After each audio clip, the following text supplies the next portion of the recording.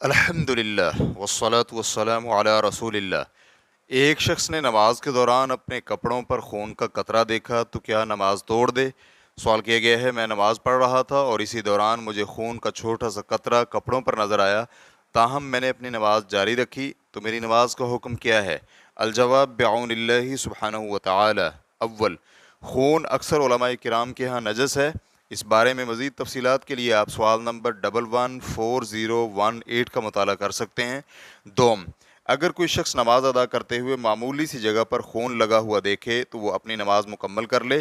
اسے کپڑوں کو صاف کرنے کے لیے نماز توڑنے کی ضرورت نہیں ہے، کیونکہ معمولی نجاست قابل معافی ہوتی ہے، اسے دھونا لازمی نہیں ہے۔ چنانچہ المغنی جلد نمبر 1 صفحہ نمبر 409 میں ہے کہ اگر نمازی نماز پڑھ لے اور اس کے کپڑوں پر نجاست لگی ہوئی ہو، چاہے تھوڑی ہی کیوں نہ ہو، تو وہ نماز دہرائے گا۔ البتہ اگر معمولی مقدار میں خون یا پیپ ہو جسے دیکھ کر دل خراب نہ ہوتا ہو تو پھر نماز دہرانے کی ضرورت نہیں ہے۔ اکثر علماء کرام کی رائے کے مطابق معمولی خون یا پیپ قابل معافی ہے، کیونکہ سیدہ عائشہ رضی اللہ عنہا کی روایت کے مطابق آپ کہتی ہیں کہ ہمارے پاس صرف ایک ہی قمیص ہوتی تھی، اسی میں ماہواری کے ایام گزرتے اور اسی میں جنابت ہوتی تھی۔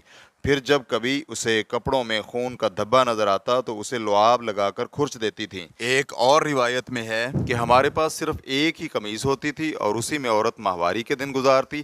اگر اس دوران حیض کا خون کپڑوں پر لگ جاتا تو اسے اپنے تھوک سے تر کر کے ناخن سے کھرچ دیتی تھی۔ ابو داؤد نے اسے روایت کیا ہے۔ اس سے معلوم ہوتا ہے کہ معمولی خون لگا ہو تو یہ قابل معافی ہے، کیونکہ تھوک سے کسی چیز کو پاک نہیں کیا جا سکتا، بلکہ اس طرح تو ناخن بھی نجس ہو جاتا ہے۔ پھر ان کا انداز بیان ایسا ہے جو ان کے دائمی عمل کو بیان کرتا ہے، اور ایسا عمل نبی صلی اللہ علیہ وآلہ وسلم سے مخفی نہیں رہ سکتا اور نہ ہی آپ کی اجازت کے بغیر ہو سکتا ہے۔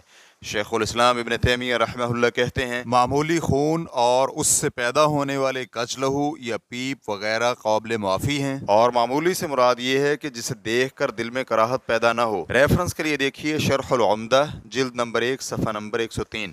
دائمی فتویٰ کمیٹی کے علماء کرام سے پوچھا گیا، اگر معمولی سی نجاست جس کا حجم باجرے کے دانے کے برابر ہو تو اس کا حکم کیا ہے؟ تو انہوں نے جواب دیا، خون، پیپ اور کچ لہو کے علاوہ کسی بھی نجاست چاہے وہ تھوڑی ہو یا زیادہ قابل معافی نہیں ہے۔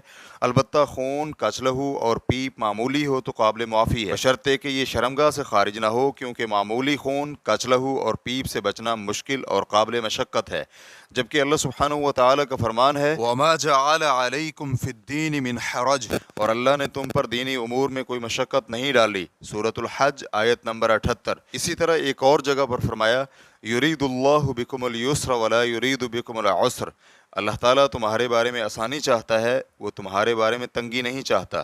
سورۃ البقرہ آیت نمبر 185۔ فتوی الشیخ عبد العزیز بن عبداللہ بن باز، الشیخ عبد الرزاق العفیفی، الشیخ عبداللہ بن غدیان، الشیخ عبداللہ بن قعود، واللہ تعالی اعلم۔ اسلام کیو اے ریکارڈنگز، مؤسسۃ الشیخ محمد صالح المنجد، المملکۃ العربیۃ السعودیہ، فتویٰ نمبر 163819۔ والسلام علیکم ورحمۃ اللہ وبرکاتہ۔